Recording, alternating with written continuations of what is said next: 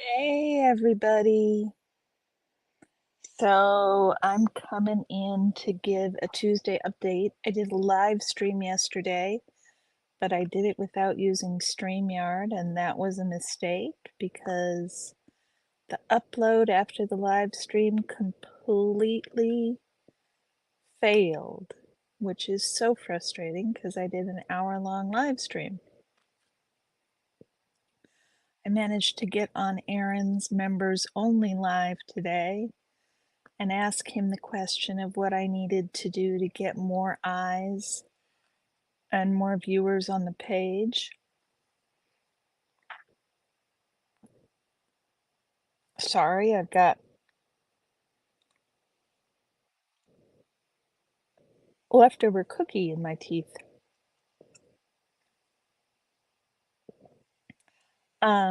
He said that really what I needed to do was just keep doing live streams and upload regularly and just plow through it.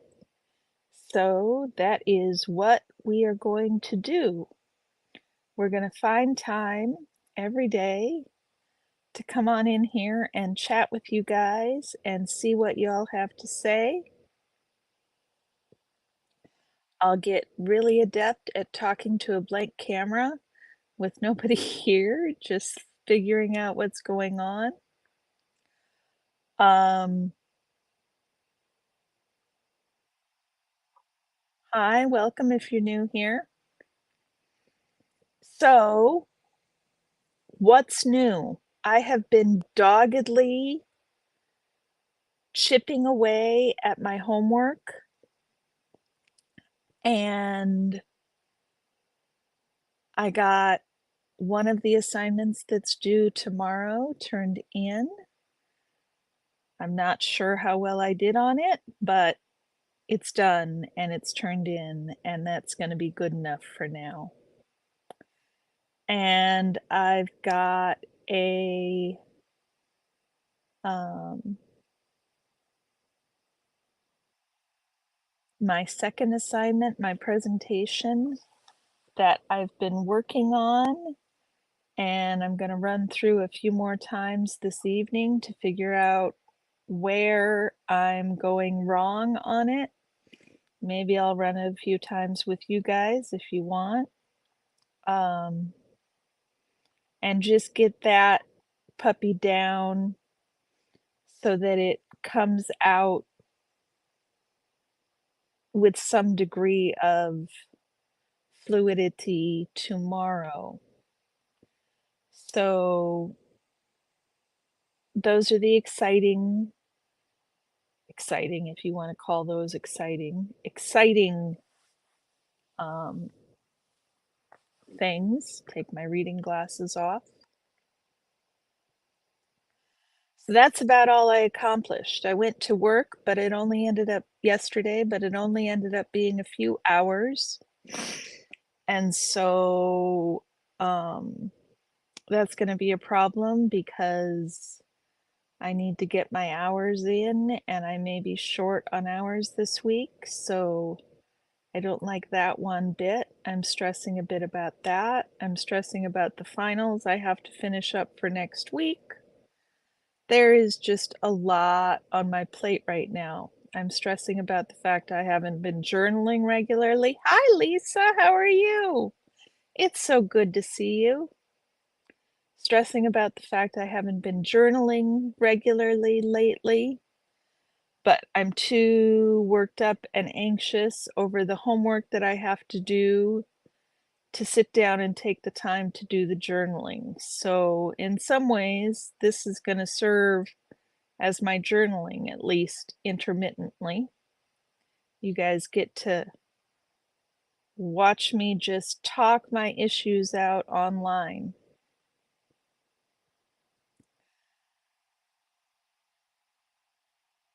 What else?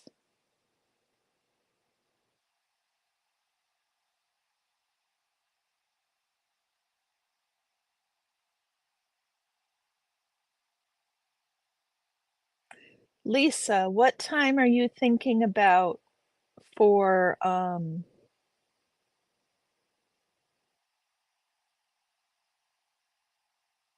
what we've been talking about that's coming up. Not that anybody won't understand this. I suppose if Osa is watching, we will find out if the blinds are pulled tomorrow when we go downtown. I always drive by to see if the blinds are open when I always drive by when I'm arriving to see if the blinds are open so that it's not just the indicator that I've gone online that, um, creates it's 2. It's 2 when I can be there. It'll probably be a little before 2, but I've got I've got class until 1:20, um, and so I can probably be down there between 1:45 and 2. And Lisa, we will find out if Osa has been watching, because if that's the case, then the blinds will be drawn when we show up, isn't that right? So that's it. Tomorrow I am planning on going down and protesting at the org in honor of L. Ron Hubbard's birthday. Um, it looks like Lisa will be joining me. Anyone else in the Oregon area is welcome to join us. Hopefully it'll be a nice day without any rain and relatively warm. Exactly, Lisa. We will find out. Or maybe they'll be on to us and they won't let us find out because they'll not want us to know that Osa's watching us, so they'll leave the blinds up.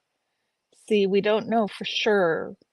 We'll only know if the blinds are already down. Hilarious. Hilarious. The shade tech. No rain is good. I heard it was going to be cloudy as well.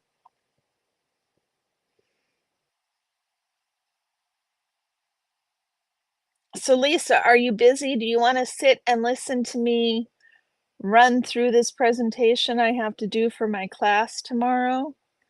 I'm a little anxious about it. It's about second language anxiety, second language learning anxiety. And it's supposed to be a 10-minute presentation. And basically, I'm just talking about the history of second language anxiety and what the research has shown so far and what steps instructors can take to create an anxiety-free foreign language learning environment. I really need to train myself to look at the camera, guys, and it's really hard. Erin just does an amazing job, but it's hard when I keep wanting to look back over at the comments and see what people have to say in the comments.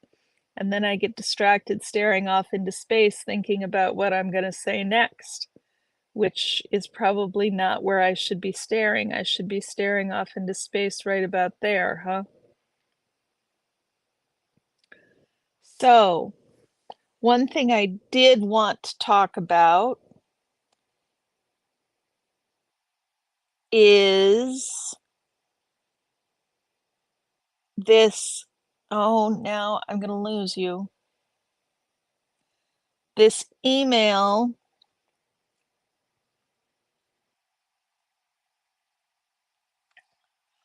this blog post that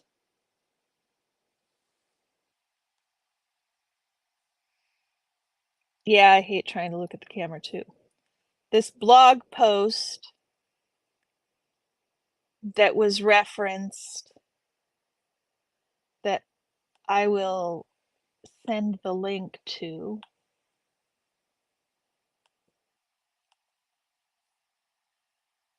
about this blog post about the Scientology.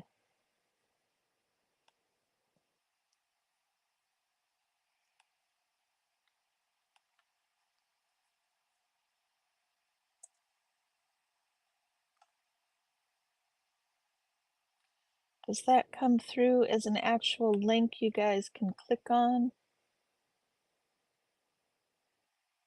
Boy, that's a lot. But that's what I want to talk about. That post.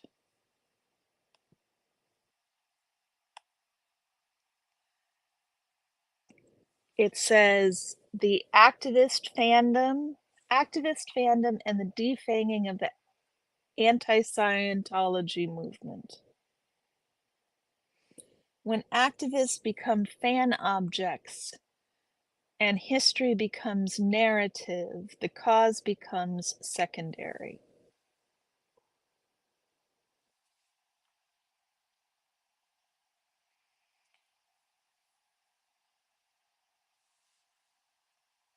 So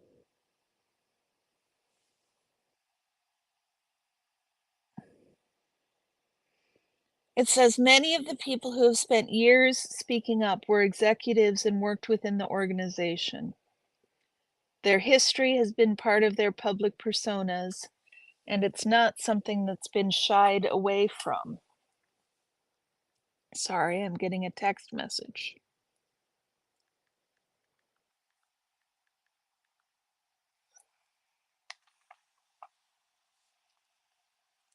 Hi, Bali Songs, how are you? We are going through this blog post because I haven't yet figured out, I don't think I can on my iPad.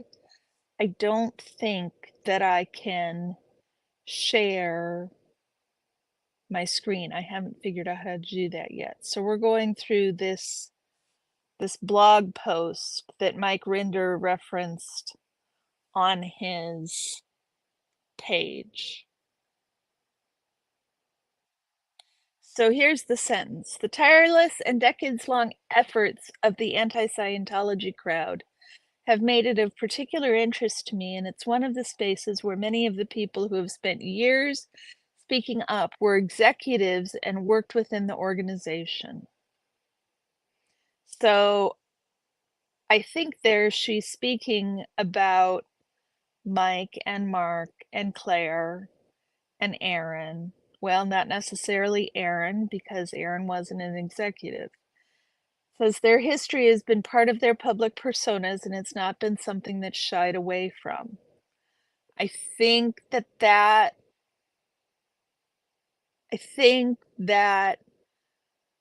something that's not been shied away from really depends on your perspective. Oh, Bali Songs, I'm glad you're wide awake, but you let me know if I manage to put you asleep. So, it's not been shied away from is an interesting statement. I don't think that the past actions have been shied away from. What I do think is that when someone comes to you with a personal issue that they have with you, especially if you were an executive, that it's important to listen. And if you look at Mike Brown's response to Laura FM, which I'm just going to keep plugging because it was so exceptional. If you look at Mike Brown's response, that is a response that isn't shying away from his public persona. He's clear about who he is, and as much as he didn't want to deal with this, he has he went ahead and embraced it. And I think that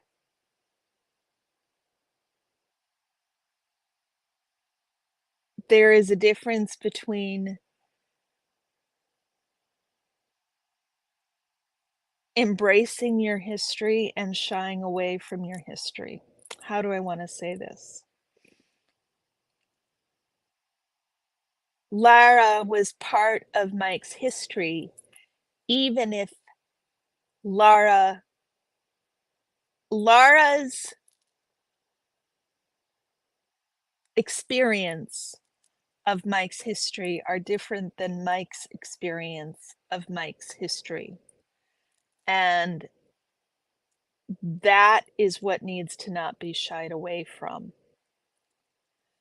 and that has been shied away from.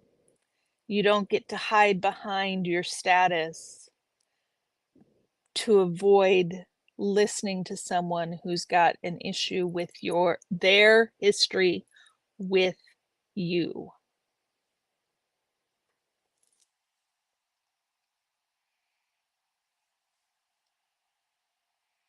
So she goes on to say that Mark Headley, Aaron Smith-Livin, and Mike Rinder started regular live streams to discuss Scientology in December of 2022, which is a little over a year ago. And all three of them did it in part because an active presence on YouTube would help spread the word. And in an "if you build it, they will come" moment, the number of SPTV channels multiplied. Some people were returning to the public eye, and all were welcomed into the fold. SPT network growth felt like a success in and of itself because Scientology has a track record of trying and succeeding to silence former members, and now so many of them had gone public. The avalanche of information and the more frequent updates about what was going on provided a promising outlook on the future of the movement and the takedown of Scientology. And now we come to SPTV wasn't going to be spared from the consequences of living online, occupying fandom greenhouses where idolatry and tribalism flourish. The tech interface conditions us as an audience to form attachments regardless of the source material. I'm not sure what she's talking about here. The tech interface conditions us as an audience to form attachments regardless of the source material. So I think she's saying it's a parasocial relationship. And I think we all already know that. Then she says the flattened landscape permits representations to become fan objects.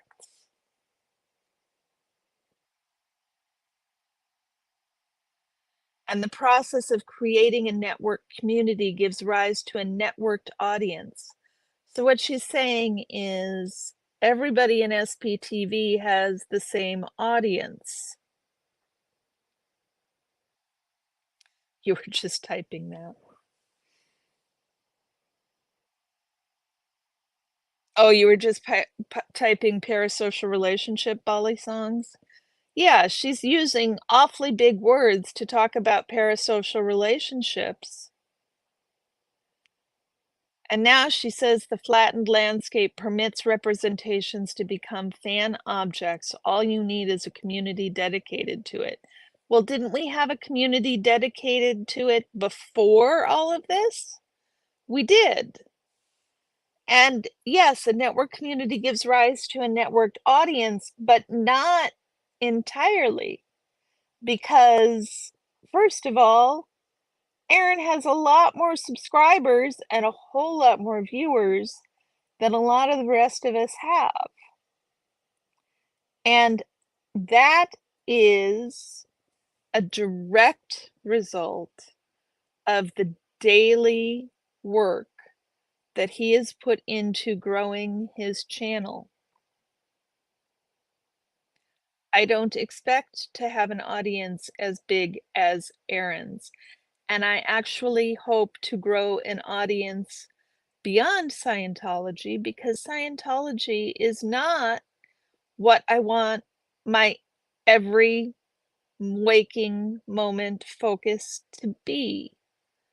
I am more interested in connection, what drives connection, how to bring people together. Those are the things I'm interested in. And the biggest reason I have a problem with Scientology is its disconnection and its suppressing of communication. So, I mean, maybe I have a networked audience, but that doesn't mean that it has to stay networked. Um, that doesn't mean the network can't expand into other areas and evolve. I'm sure that everybody who watches Reese, every single person that watches Reese does not watch Aaron or Nora or Liz. I mean, even Reese herself says she doesn't watch the other channels. So, yeah, Bali Songs, I think this is an interesting comment. They rode Aaron's coattails, but now it's easier to criticize a larger platform they no longer have access to. Yeah, I mean, I'm not sure how these things that she's saying don't apply equally to everyone. So then she goes on to say, conflict is par for the course when people are involved, and it gets amplified online. Well, that is true. SPTV wasn't going to be spared because it was a good cause. Does she mean because it was that it wasn't going to be spared for the reason that it was a good cause? Or it wasn't going to be spared because it was a good cause? Do you understand what I'm saying? Um, so then she quotes an author. She says, Dominic Petman explained the impact of social networks on discord and the participating audience in his book, Infinite Distraction. The nebulous indignation which constitutes the very fuel of true social change can then be redirected safely around the network in a manner akin to the energy companies with electricity around the country avoiding any dangerous surges. So instead of hypersynchronization, we might want to call this strategic phenomenon hypermodulation, or less of a mouthful, deliberate distance, productive delay, staggered distraction. Okay, but by their example exactly, they show that this is not necessarily a problem.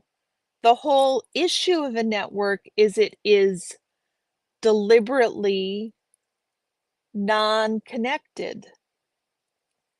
Her example itself, akin to the energy companies with electricity around the country, avoiding any dangerous surges. So she says the hypermodulation can be witnessed firsthand in the SPTV community. Well,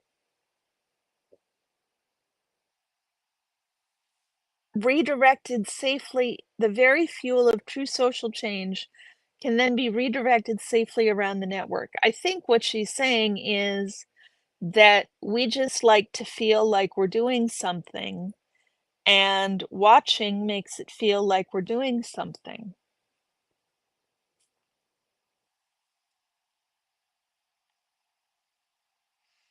Over a year later, there are massive divides among the participating channels, and the audience has coalesced into your standard stan factions. I I mean, maybe that's happening, but just because maybe that's happening doesn't mean that it's bad. Conflict is a function, as you say. Conflict is par for the course when people are involved, and so I think one of the things to keep in mind is the idea that these are that we're seeing these conflicts online now, but that doesn't mean the conflicts didn't exist before they were visible online. So, just over a year later, there are massive divides among the participating channels, and the audience has coalesced into your standard stan factions. Personal grievances have become warpaths. Others' trauma is a cudgel to make accusations and demands on individual participants. Hi, Hef. How are you? That girl thinks really highly of herself. You know, Hef, I'm working on my master's degree. I consider myself fairly intelligent, and she is using lots of big words that make it really difficult for me to understand what the hell she's even trying to say. I just I just I don't know. So, personal grievances have become warpaths. Whose personal grievances have become warpaths? Give us something. Don't just make generalized statements, my dear. That doesn't help. Personal grievances have become warpaths. Others' trauma is a cudgel to make accusations. That is an interesting commentary. Others' trauma is a cudgel to make accusations and demands on individual participants. I think when you have anybody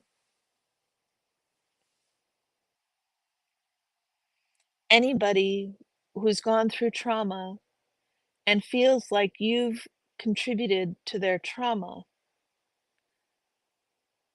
they deserve a listen.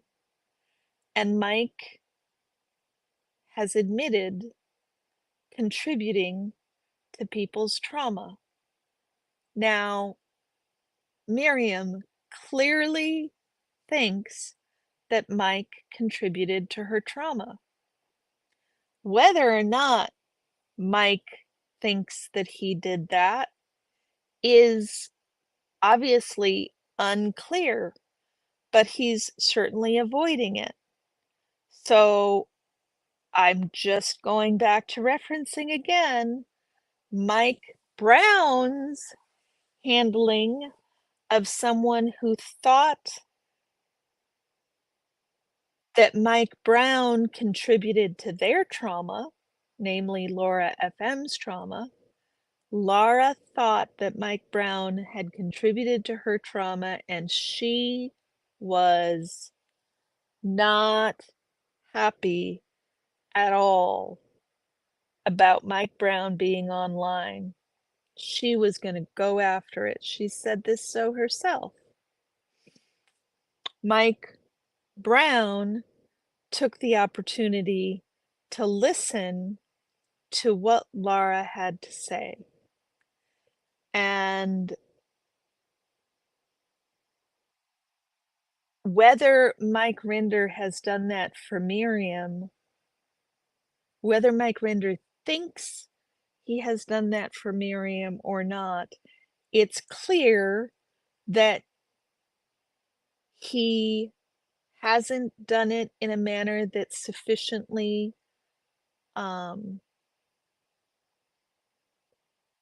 that she feels sufficiently heard. Bali songs. He's never said specifics. He always says, I don't remember or I wasn't aware of that. It's the consistent object denial and saving face that's frustrating about Mike Rinder. Yeah, he seems to for a guy who knows a lot, he seems to not know a lot. Is that what you're saying, Bali songs? Hef, they acted like adults and worked it out. Yeah, they're stuck with immature well,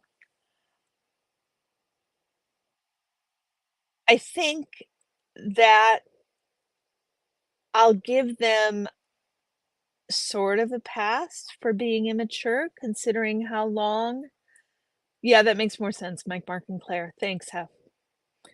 I thought that's what you meant, but I wasn't sure, so I appreciate you clarifying.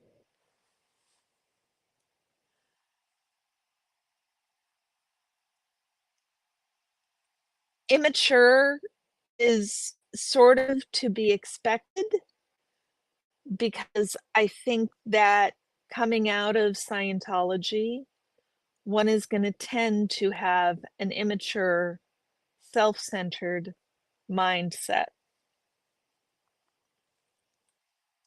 Um, well, I've said enough about that. Let's go on to where we are. Or just over a year later oh, we went there. Yeah, it does feel like that, doesn't it, Bali songs? It sure does feel like that. Is the mission to expose Scientology, or is it to destroy perceived enemies and be upstat online? Well, that's an interesting usage of a Scientology term. I guess being upstat online means having all these songs. Now you gotta tell me what you were just typing, because the pause makes it so I can't tell, and now I'm gonna be distracted. Is the mission to expose Scientology? No. Or is it to destroy perceived enemies and be upstat online? Well, here's the thing. Being upstat online means that more people are seeing the videos. If more people see the videos if more people see the videos, then more people are being educated about Scientology theoretically, because like I said, even if some of my audience has come from SPTV, that doesn't mean that YouTube itself will yeah, thank you, Bali Songs. That doesn't mean that YouTube itself is going to only network me within Scientology-related people. They will show me to whomever they decide to show me to. They don't have an only people who watch Aaron Smith Levin filter that they show me to. So, is the mission to be destroy perceived enemies and be upstat online? I think destroy might be a strong word for what I want to accomplish, but certainly I want to be upstat online. That is definitely a goal for several reasons, not the least of which is personal, but also because what I'm doing with this channel is protesting Scientology and driving connection. And protesting Scientology is not the only thing that my channel is about. So, it seems to be the latter for a large amount of invested audience members. True social change is hard to achieve when the wins are the amount of videos, clicks, like, and subscriber growth. Now, this is in an inference that the wins are just the amount of videos, clicks, likes, and subscriber growth, but the reality here is that is a win. That is a win. The amount of videos, it is a win. The fact that I'm going out doing what I'm doing, that's a win too. Other people getting involved in demonstrating against Scientology, that is a win. So, furthermore, the invested audience members, They are just that, audience members, unless they take a step further and become, uh there's all kinds of things people can do. People can take things a step further and do what I've done, start a channel. I already had a channel, but start a channel and go out and protest, and a lot of people are doing that. Heather in the Library is doing that in Phoenix, and at Rico 111 is doing that in Portland, and Lisa's Day Off is doing that in Portland. Those are people who came out because of the message of SPTV, and suggesting that we're not making a difference. I mean, I suppose it could be said, what difference are we making? It's not going to make any difference. It's just annoyance. And only one form of protest or fight is valid. But I think that we really need to consider that we need lots of foot soldiers in this game, and some of that is just viewership. Some of that is calling your congresspeople. Some of that is liking and subscribing. Some of that is becoming members to SPTV member channels. All of these things are a way to support the message getting out.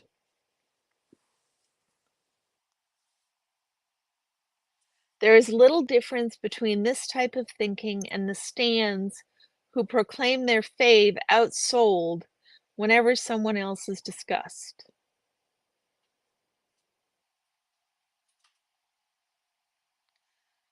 So then they post a comment on a drama channel's YouTube community post. Who's on YouTube every day fighting the good fight? You, and so many more. How many videos has Mr. Rinder and the AMF released? Minimum. We see you. Thank you for being you. Well, I tend to agree with her here that criticizing people for not putting out daily YouTube videos is silly. In fact, I would suggest that Mike, Claire, and Mark's time may be better spent doing other things than YouTube. Not everybody has to sign in on YouTube and create videos. And I also want to point out that Mike, Claire, and Mark are making videos for the same reason that everybody else is. They want, hey, Mike, how are you? Hey, Mike, I'm going to be downtown tomorrow at 2, maybe 1:45. This is our test to see if Osa watches the stream. If they will pull the shades before we even arrive. So Mike and Claire and Mark don't release videos that they want to not be upstat. That, um, anybody who releases a video wants it to be upstat, I would assume.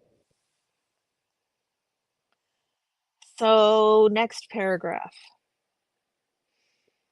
I noticed how fanish the landscape had become in August 2023 when Jenna Miscavige was teased as an addition to the cadre of former member channels.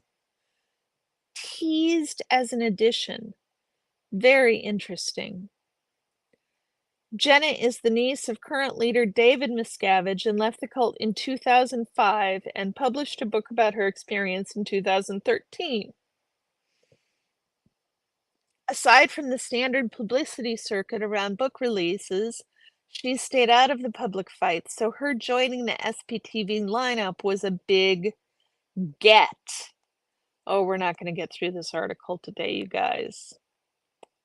She says to date, Jenna has only made one post. So Jenna can post whenever the fuck she wants to post. I don't understand. I don't understand. Jenna already had a channel, didn't she? If she didn't, she was convinced to get a channel.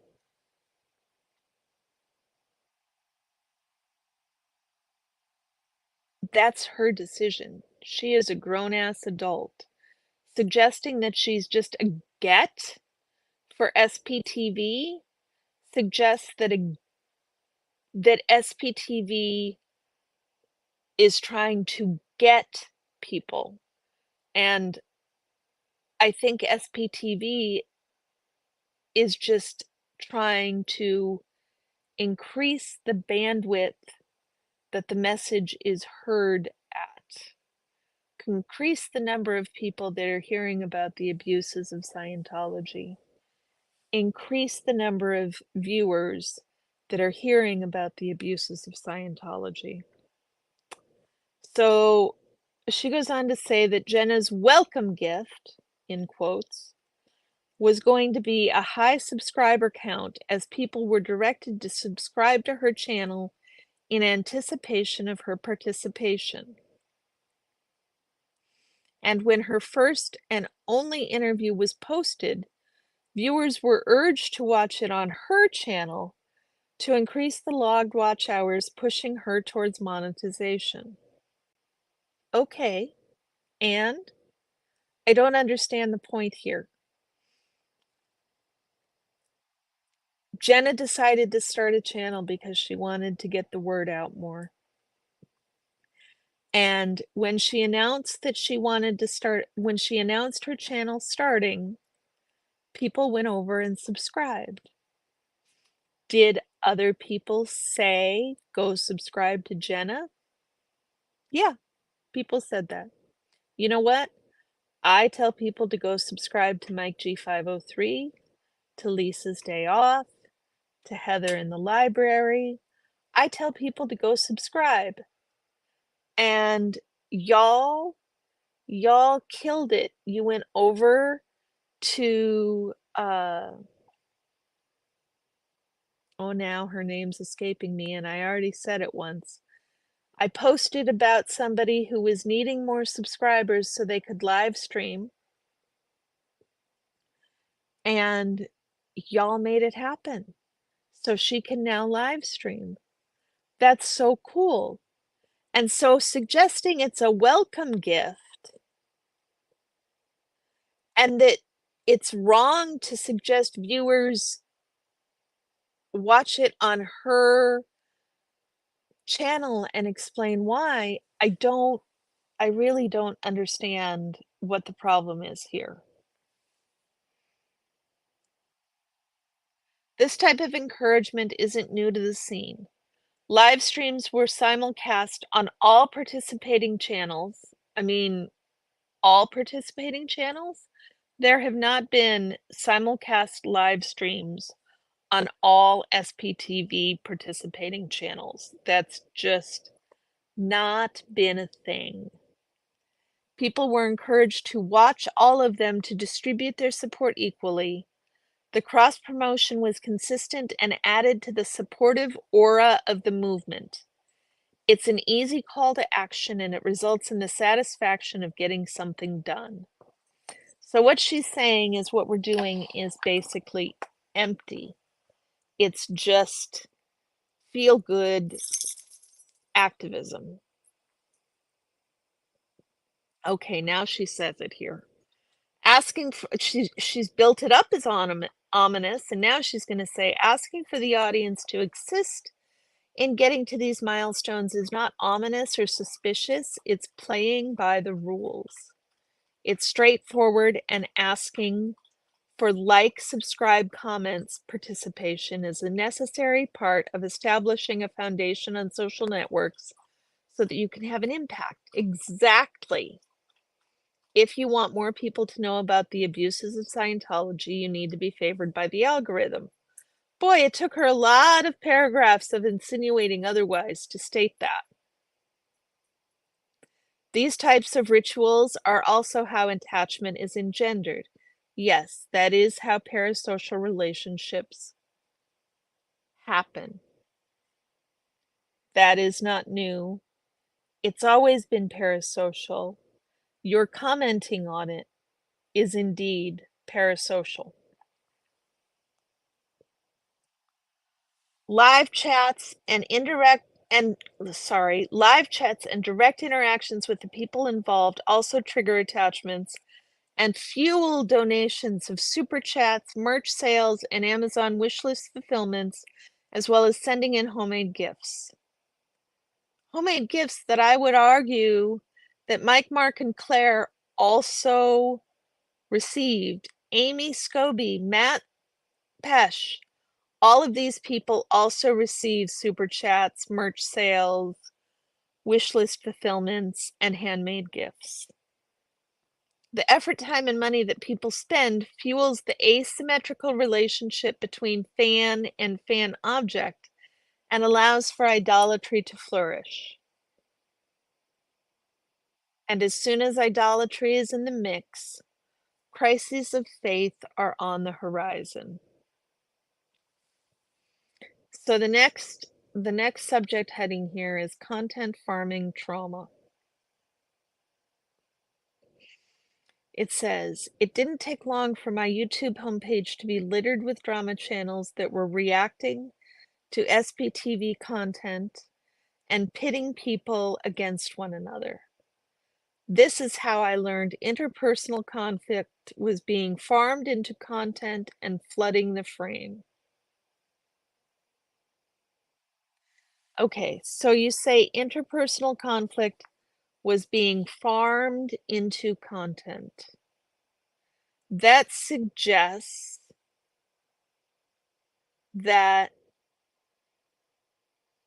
it's inappropriate for interpersonal conflicts that arise to become public on YouTube, when in fact, these interpersonal conflicts existed long before we were aware of them. And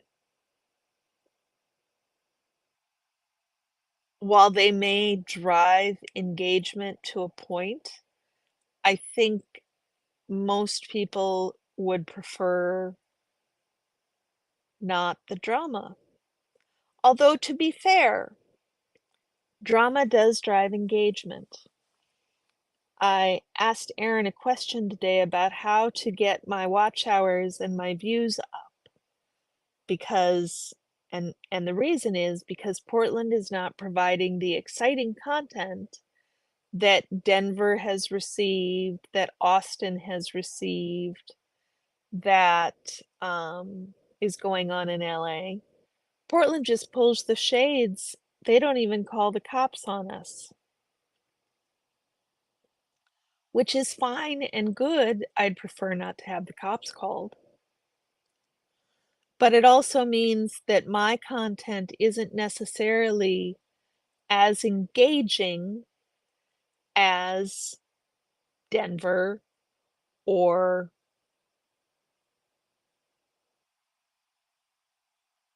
Austin, for example. I could certainly make it more engaging, but while Pearl Snappy is amazing and she's doing amazing things in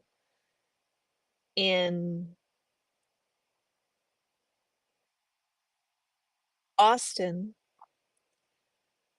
there is it's not the way I protest, it's not the way I do things, it's not my style, and I can't adapt her style. So, yeah, drama does drive engagement, but I don't this drama wasn't farmed and grown specifically to drive engagement. This drama was naturally occurring and had been in place for months before SPTV knew anything. Now she tells us, considering my aversion to such channels in general, my, aren't we hoity-toity, I can only assume it was the high engagement that pushed these videos my way. Okay, so now we're making assumptions about high engagement on these specific videos, but you have to realize that you also watch Scientology content, and so Scientology content is going to get served into your feed. Nobody is going to tell the algorithm to screen out Scientology drama content from all of the other Scientology content you're receiving, my dear. So making an assumption that it's the high engagement that pushed the videos this way with your way without doing the research to determine if that's the case is a big problem. If there's an audience, there will be plenty of people willing to cater to them, and over time there has been an increased amount of personal conflict brought into the videos. Yes, there has been an increased amount of personal conflict brought into the videos. There's been several conflicts, and there have been conflicts that have had constructive, useful, demonstrative uses. There have been videos about conflict that have been healing. So when you say when schisms develop within fan communities, the spaces they occupy become battlegrounds, I think that you're trying to lump one form of drama into another form of drama. You're trying to ignore the productive drama and only focus on divisive drama by suggesting that this divisive drama is somehow new, when every channel I've listened to has said the drama has been going on for quite some time. So we've got when schisms develop within fan communities, the spaces they occupy become battlegrounds. She's suggesting that the YouTube SPTV community is a battleground. In this case, it's YouTube, which means wins can be measured in social stats and social blade rankings. Well, again, she's already said this by asking if we want our YouTube stats to be upstat, and nobody's on YouTube who doesn't want their stats going up.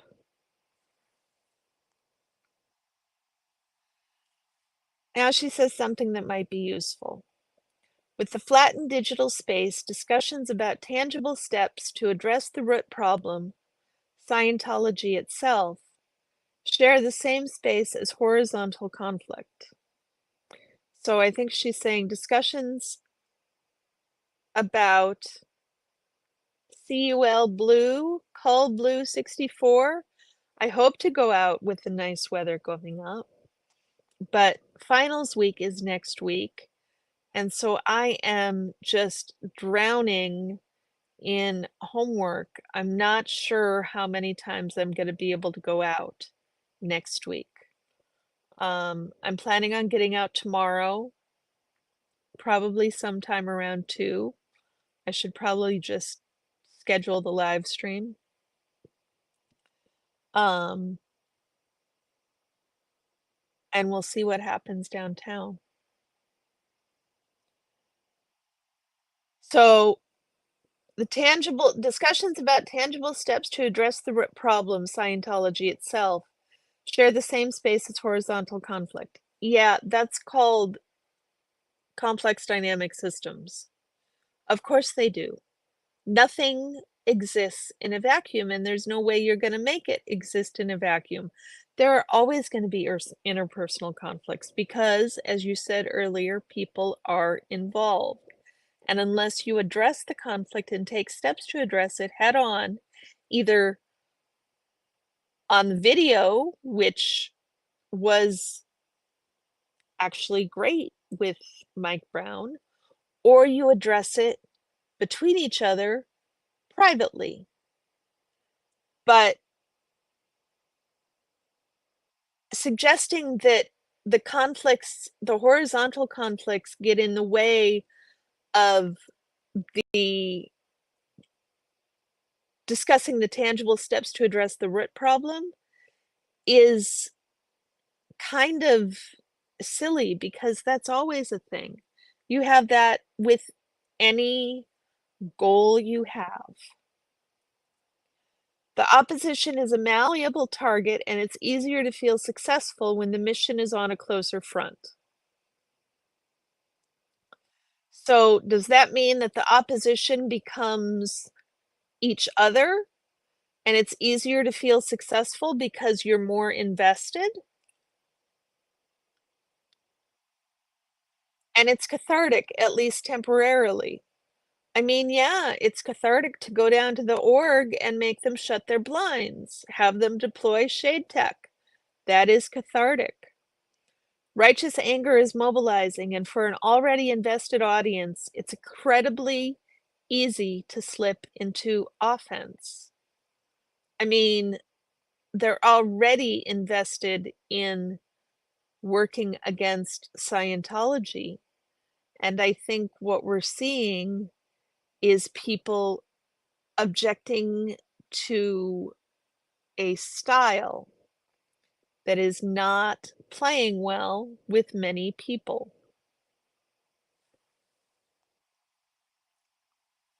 This fight for the public narrative is also more noticeable when looking at how fan communities are being treated by the fan objects themselves.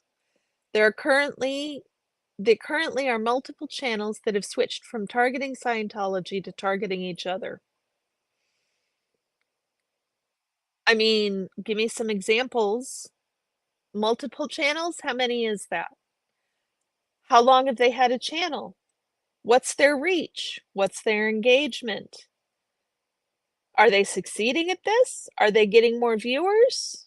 I don't know, because I don't know who they are. You say that being upstat in Social Blade statistics is the only rating that counts. So if that's the case, are these channels that are targeting each other, is that working for them? As long as it's working for them, maybe they don't want to be targeting Scientology anymore. That is nice to see you, CUL Blue 64. Thanks for the good wishes. I really appreciate them. Multiple channels that have switched from targeting Scientology to targeting each other. There's no requirement that channels continue to target Scientology. Nobody has to continue doing that. If people are invested in getting views, then they're gonna be invested in getting views. They can be invested in getting views at the same time they're invested in Scientology, or they could be more invested in just getting views.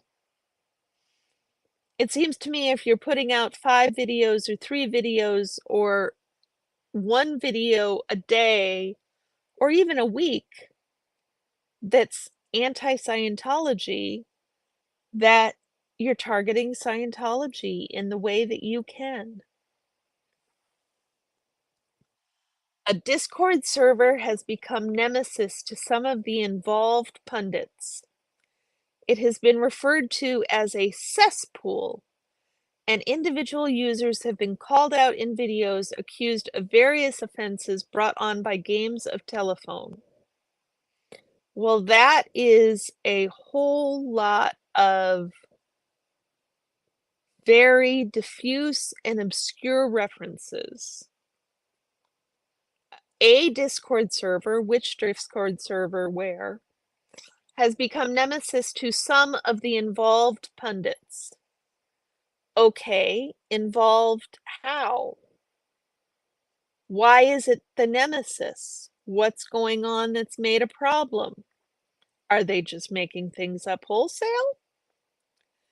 It has been referred to as a cesspool, and individual users have been called out in videos accused of various offenses brought on by games of telephone. So maybe games of telephone are not the most effective way to address conflict online. Maybe directly addressing the conflict online the way Mike Brown did with Laura FM is the way to address conflict online. Another great example of that is Tommy addressing conflict with Reese, conflict that was online. Instead of users being called out in videos accused of various offenses brought on by games of telephone, maybe if people have clear offenses, they should endeavor to talk to other people about them.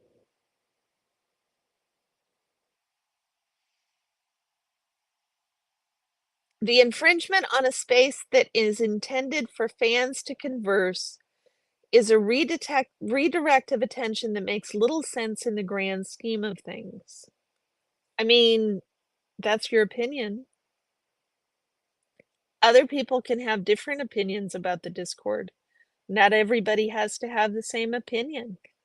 People cannot like it. There doesn't have to be one unified way of doing things. All I can think is that it's an exercise in intimidation towards any resistance and a cog in the wheel of productive work. Again, this is work that you think is productive, but other people get to do the work they think is productive, and they get to define that for themselves. An exercise of intimidation towards any resistance, what about intimidation of resistance against the people who have a problem with the Discord server?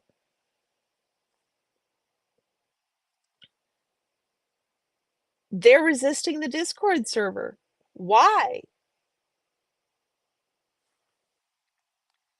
So now we go on about the Discord server. We've got lots of paragraphs about the Discord server. I'm not sure what the investment is in the Discord server. It is strange to see the Discord server be pulled into the fight when it doesn't operate in opposition to anyone and has a wide array of perspectives represented. I joined the server because of its centralized RSS optionality, which combined notifications across platforms in one place. It has some former Scientologists and some never-ins. Some of the streamers participate here and there, and server rules are implemented consistently. It's not a nefarious space.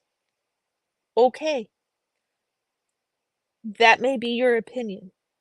Other people get to have different opinions, and other people get to talk about their different opinions, just like you're talking about your different opinion right now. It's not a private server, so every time it gets called out, there is an influx of new members. Some are well-intentioned and interested in discussion, but many come in hot and demand a level of response that is unrealistic. If they are uninformed, they want to be informed, not do some back reading. Well, maybe you might make it a private server? Maybe you might make a pinned post? Maybe you might direct people to where they can find their answers? I think having an influx of new members would be something you want. If you're suggesting that the members come in angry and are demanding responses, you've also said that it's not a nefarious space. Some people think it is. They must have reasons for that. Maybe listen to the reasons. Maybe you don't want to change the Discord server based on the reasons that these people have, and that's valid. In fact, it seems you haven't changed the Discord server in response to these concerns that people have.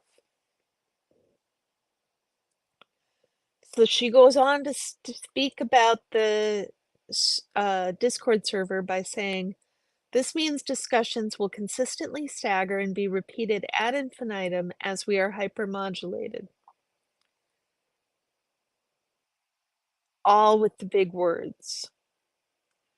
Discussions would consistently stagger and be repeated ad infinitum, even if you didn't have angry people joining the server, because every time you have a new influx of members, even if they don't come in angry, they're going to want to know how to find the information, and it's going to require moderation time and attention to direct those new users to what they need. That is the way a server works. There is no way to organize effectively because there will always be interruptions and demands for obedience to any given dogma. It is demanded that you take a stand or else you're part of the problem. Well, maybe the fact that I'm small is it, but no one has come to me to demand that I make a stand.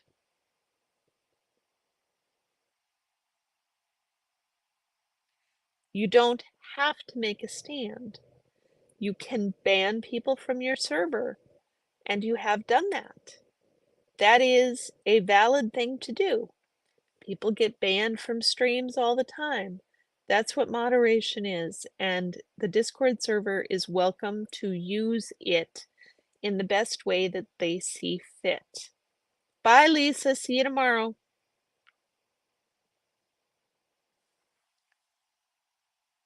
It also doesn't reach people on the inside who are looking for a bridge out. If anything, it may make the outside world appear volatile and keep people locked in. Look, if you've got some magic way to reach people inside, then we need to hear about it. And if you've got some idea that XYZ activity is stopping people from leaving, first of all, people have said over and over and over again that Scientologists who are in are not watching any of this. So I'm not clear how it's going to make the outside world appear more volatile when they're not watching it anyhow. It's not going to keep people locked in. I mean, maybe some under the radar Scientologists got really confused about what's going on with the Aftermath Foundation, but they would have to be following really closely to understand those differences. And you know what? If that's the case, if they're following that closely, then they're probably already sensitive to who's on the Aftermath Foundation board and who will be on Aaron's new foundation's board. They're already pretty sensitive to those factors, and they'll come into play or not as necessary. But reaching people on the inside who are looking for a bridge out, I don't know how we do that. And if you've got a better idea of how to do it, then please let us all know, because none of this work that I can see is intended to reach people on the inside who are looking for a bridge out.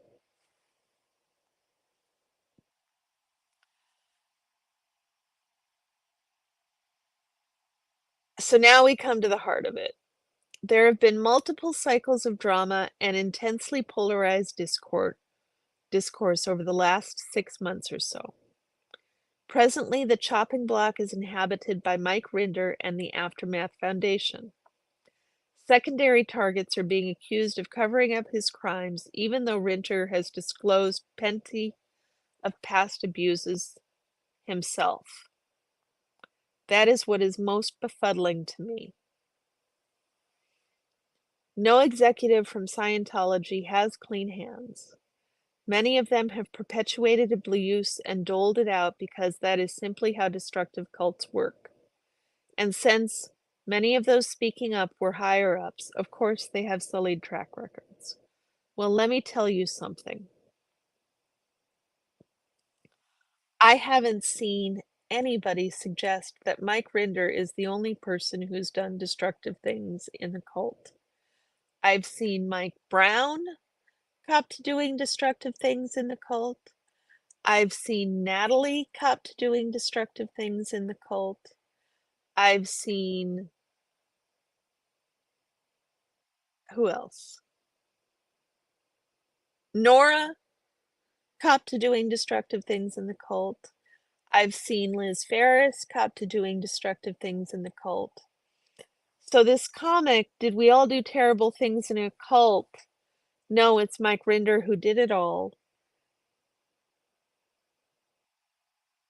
Seems to be suggesting that nobody is to blame. And being a high up executive means that your hands are dirtier and you affected more people in more remote ways, and that you might not even be directly aware of the offense you've caused. And that is what's happening, in my opinion. Many atrocious behaviors have been disclosed, and there have been multiple confrontations shared with the public. But many of those predate SPTV, and living in the perpetual present means the past is irrelevant and unless it can be used as a weapon.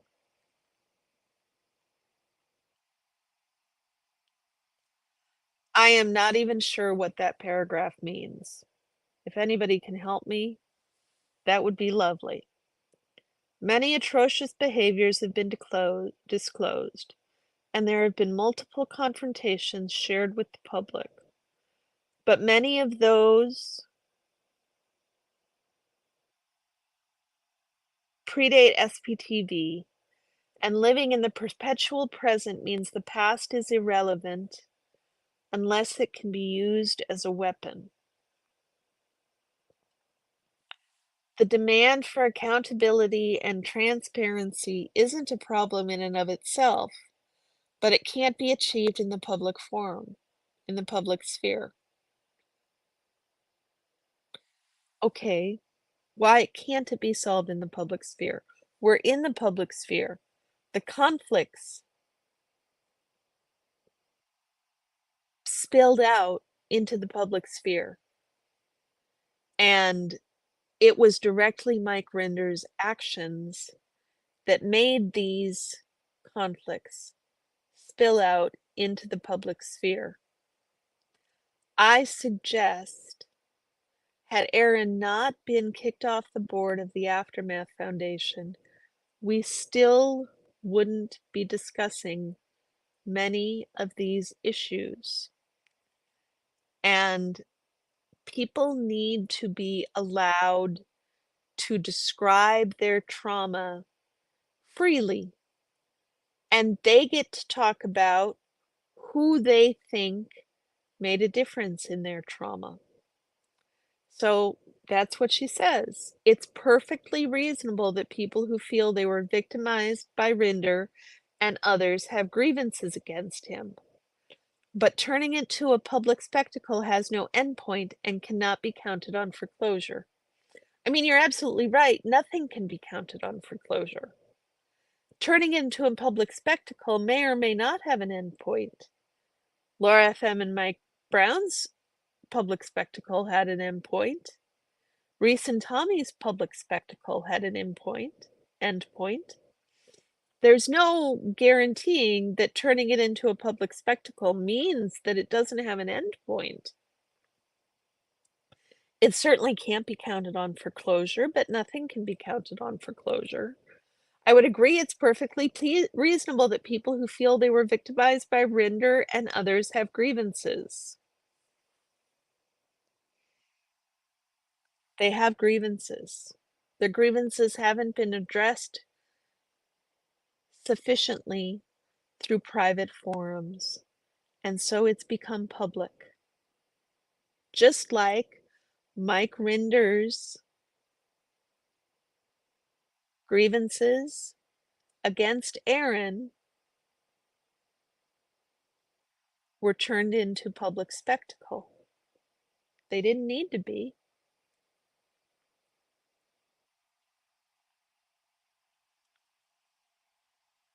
Once your private life becomes grist for the mill, it's no longer yours alone. That is absolutely true. Once the audience digests personal disclosures, they become and the justice that is sought is no longer something that can be achieved because the process has been blown out. Are you trying to say that once the audience digests personal disclosures, that those personal disclosures now become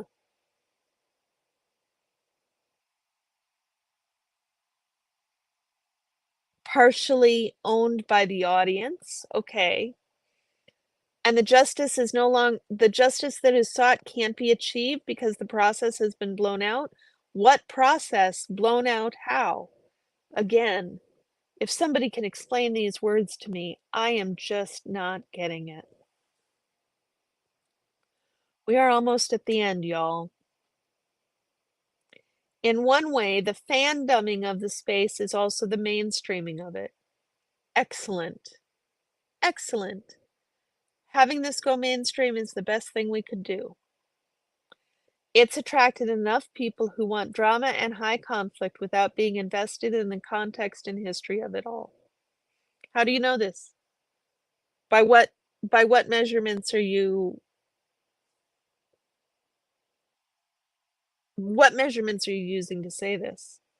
Enough people who want drama and high conflict? For example, who? For example, me?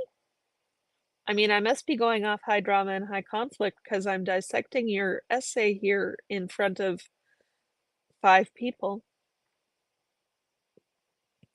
As far as being invested in the history of it all,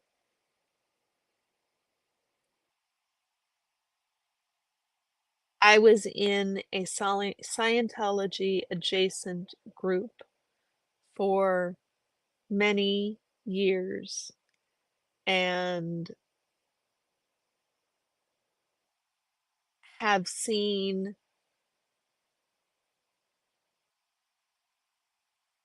firsthand how their methods and devices, how their tech is used to hurt people.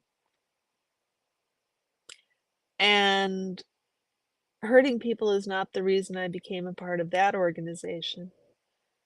Hurting people isn't the reason Scientologists become Scientologists. But the design of Scientology is to hurt people.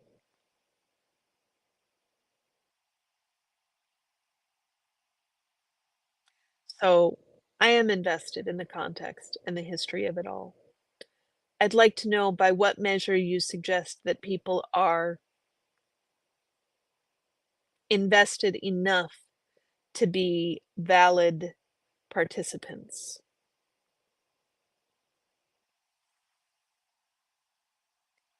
What started as a fight against Scientology has transformed into a fight against the main character of the week, diffusing the motivated indignation against the big bad into negative attachments to the people who have become fan objects. The mission isn't to take down Scientology anymore, it's to keep those stats up.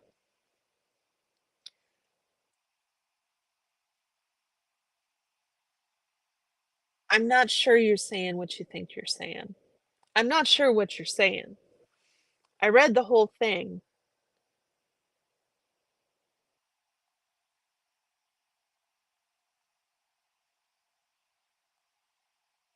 It's a little it's a little dense,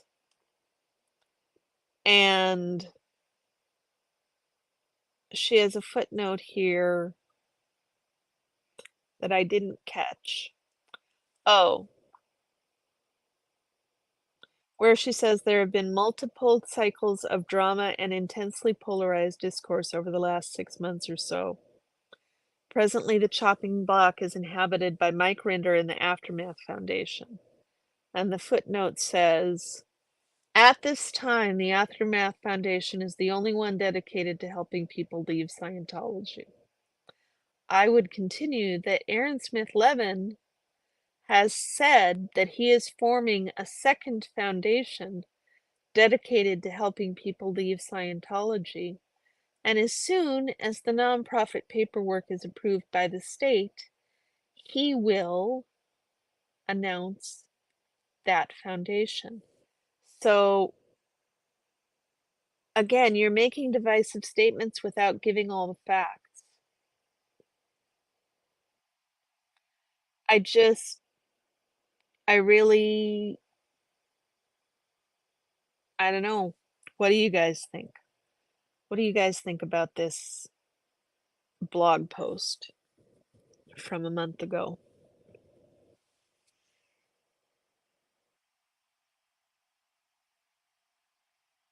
I think she uses a lot of big words and makes it really difficult to understand what she is actually trying to say, which seems to be that people are attacking Mike Rinder instead of attacking Scientology. And I think that the attacks against Mike Rinder need to stop, but calls to hold him accountable don't need to stop. Attacks are inappropriate. And people, you're on the internet. He should have expected this. He grew up in Scientology. He should know how this works. You're gonna get haters. That's just the way it goes. So, guys, anybody else here still? I think it's about time for me to log off. This is the first Minnesota goodbye.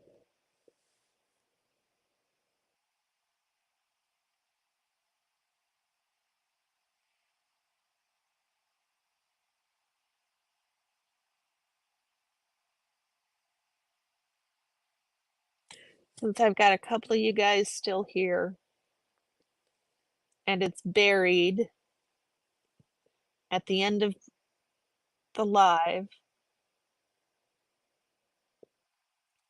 let's do a run through of my slideshow. So we're going to talk about anxiety in second language education.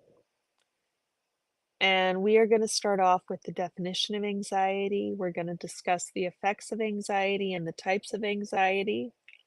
Then we're going to talk about the history of anxiety research, some conclusions, and some pedagogical implications. Thanks, Lisa. How are you doing, Oregon Valley girl? It, it I read the whole thing. I've had to read it 3 times.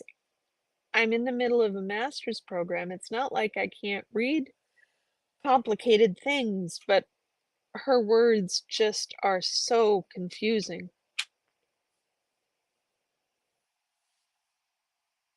Hold on just a second.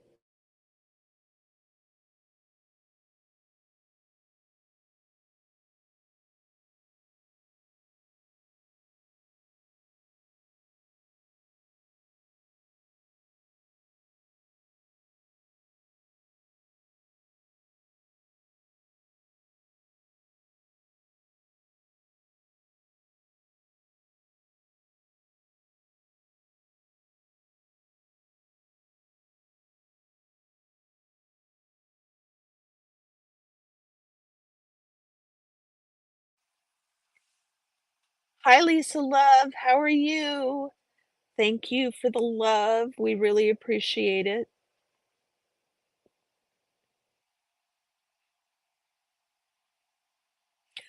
Um,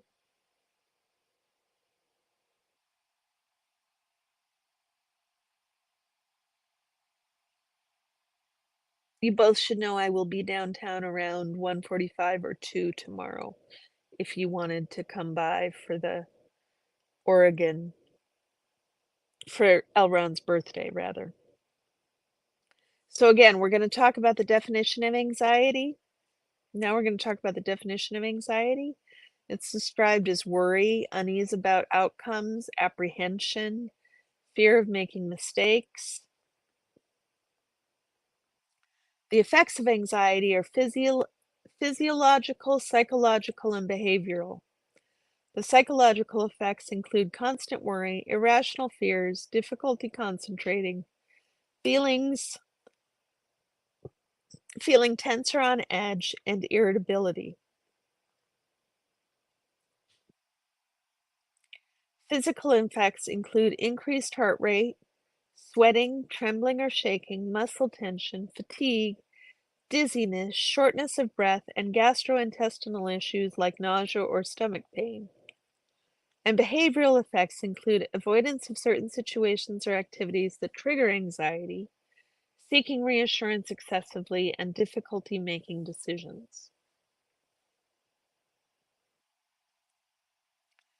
There are three different types of anxiety. There's trait anxiety, state anxiety, and situation-specific anxiety. And trait anxiety is the tendency to experience anxiety. State anxiety is the experience of feeling anxiety. And situation-specific anxiety would be like public speaking anxiety, or in this case, second language anxiety. So the first period we're going to discuss is referred to as the confounding period, and in a literature review published in 2017 by Peter McIntyre. Way back in the 60s, Alpert and Haber suggested that the distinction between facilitative and debilitative anxiety weren't opposite ends of the same spectrum, but rather two different dimensions of anxiety.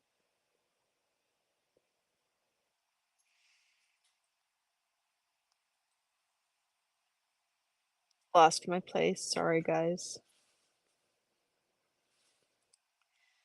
Then in 1978, Scoville published a literature review where he stated that the research on foreign language anxiety to date had shown mixed and confusing results.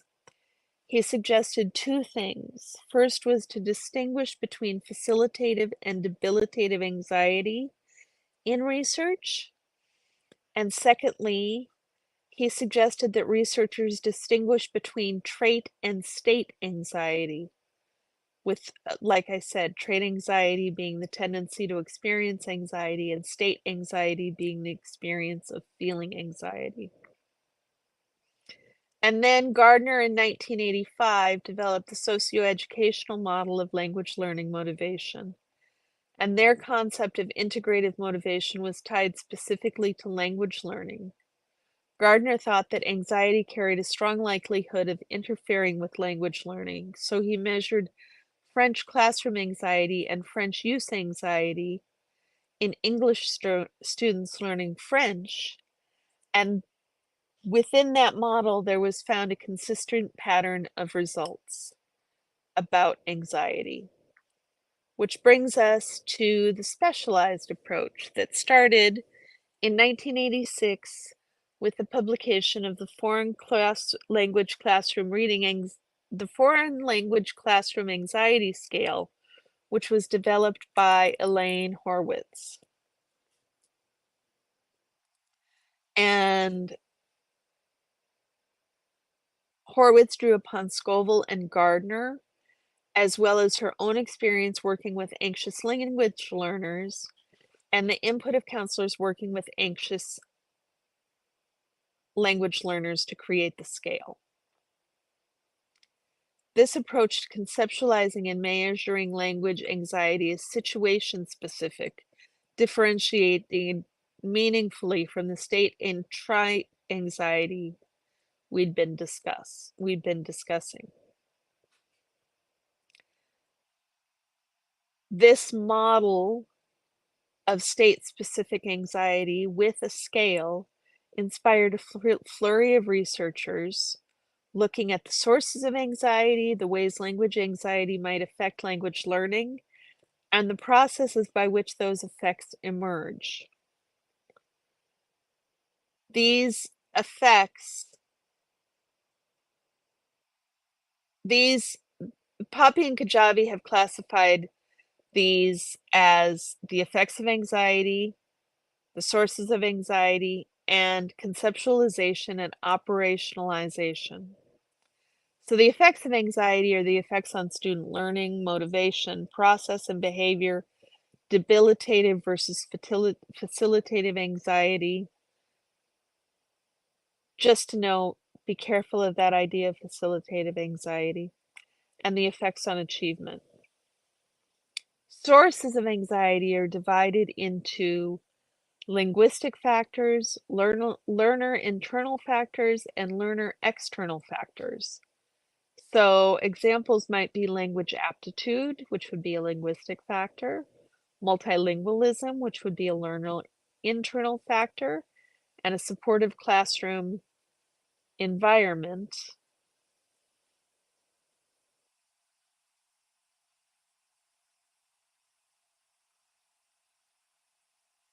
A supportive classroom environment, which would be learner external. And the conceptualization and operationalization stage involve distinctions between trait and state anxiety, as well as further distinctions between types of foreign language anxiety. For example, foreign language reading anxiety, foreign language writing anxiety, foreign language listening anxiety. So just to note, when talking about those sources of anxiety, learner internal factors, some researchers assert that L2 anxiety is primarily the result of first language difficulties. Other researchers suggest that many other factors are involved in producing L2 anxiety than just L1 skills. So that just needs to be noted as an aside. So now into the future, the focus becomes placing anxiety within the context of the numerous interacting elements. I've got another cat hair. The numerous interacting elements that influence language learning and development. Emotions fluctuate over time and can be measured over seconds, minutes, days, weeks, or years. Although the dynamic approach may seem intuitive, there is valuable data to be gleaned to inform the development of effective interventions to manage student anxiety. McIntyre and Searle's Four Horsemen of Anxiety, Motivation, Perceived Competence, and Willingness to Communicate provide a comprehensive and unified explanation of how anxiety interacts with other processes in real time through a self-organizing pattern. These moments can be, McIntyre and Searle note that these moments can be enormously frustrating for the L2 speaker, and the anxiety state reflects the coalescence of a number of dynamically changing processes. So, conclusions. Many achievement measures weren't disclosed in the research, making correlations between foreign language classroom anxiety and achievement unclear. We have much quantitative data, and we don't have as much specific knowledge of the systems and processes that drive anxiety in individuals.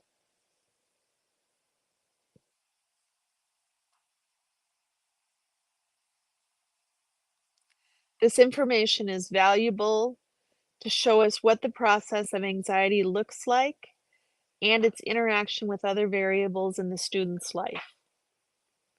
We also need innovative insight and reliable assessment instruments. Research to date has used many different anxiety definitions and instruments, as well as many different measures of achievement. The pedagogical implications are many.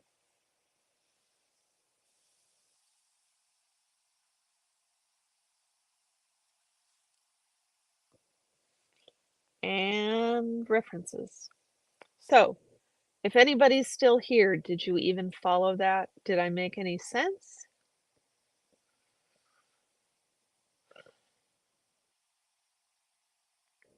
Are you just listening to me drone?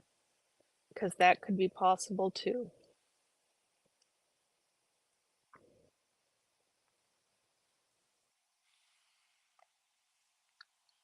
Let me know, guys.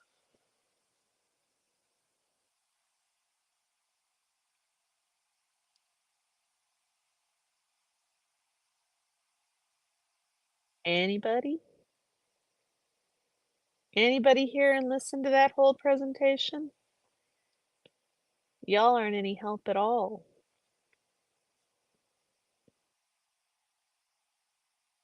I drove y'all out with the sound of my voice. It's what it looks like. Okay, this has gone more than an hour and a half. I think that's sufficient. If nobody else has any questions, then I will end this stream. Looking forward to seeing all of you tomorrow. Have a great day, and say an extra prayer for me that this presentation goes well. I'm relatively nervous about it. Thank you so much and have a great night. Bye bye.